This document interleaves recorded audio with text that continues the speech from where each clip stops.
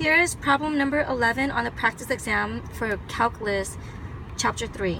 First problem is to find the domain. Well, I know that the denominator cannot equal to 0, so therefore x cannot equal to 3. This is the domain. The x-intercept is setting y equal to 0 and solving for x. So if I set y equal to 0, then the numerator means that the x squared is equal to 0, so therefore the x-intercept is 0, 0.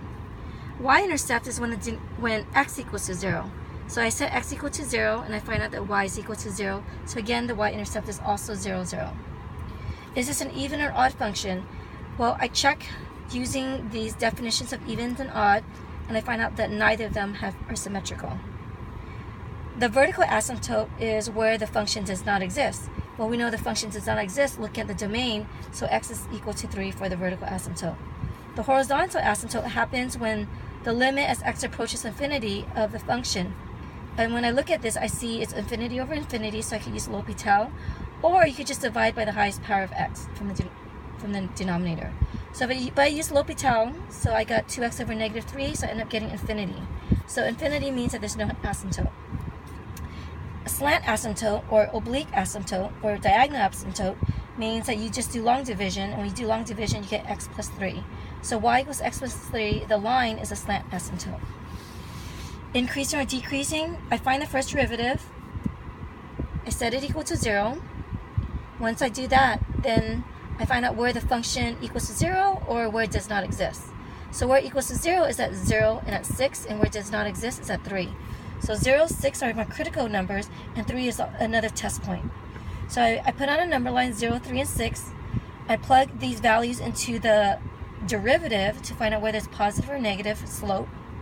Once I find that, I know it's increasing now from negative infinity to 0 and 6 to infinity, and it's decreasing from 0 to 3, union 3 to 6. So I do have to separate these two because there's actually an asymptote right there. So that's why I have these two sets here. Local max and min, I plug it into the original function to find out what the y values are, because these are my critical numbers. You would think that this is your local max because this is 12 and local min is 0. However, look at this first derivative test. Increasing, decreasing, decreasing, increasing. The local max actually occurs at 0, and the local min appears at 6. So be careful of this. Even though the y value is greater here and the y value is less than here, this is actually the max and this is the min.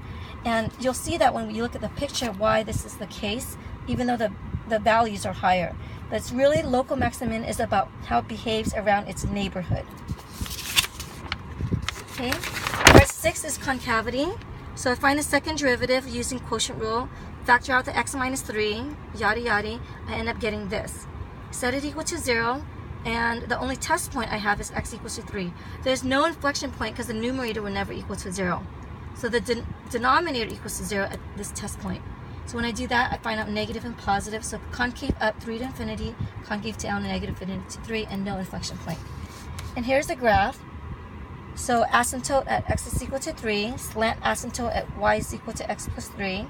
Notice it's increasing, decreasing, decreasing, increasing, concave down, concave up. And notice that this is my local max and this is my local min.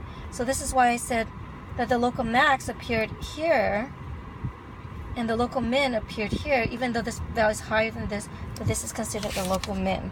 And this local min, I should have labeled this is 6, 12. And the local max was 0, 0, which is also the x and y intercept, and there's no symmetry.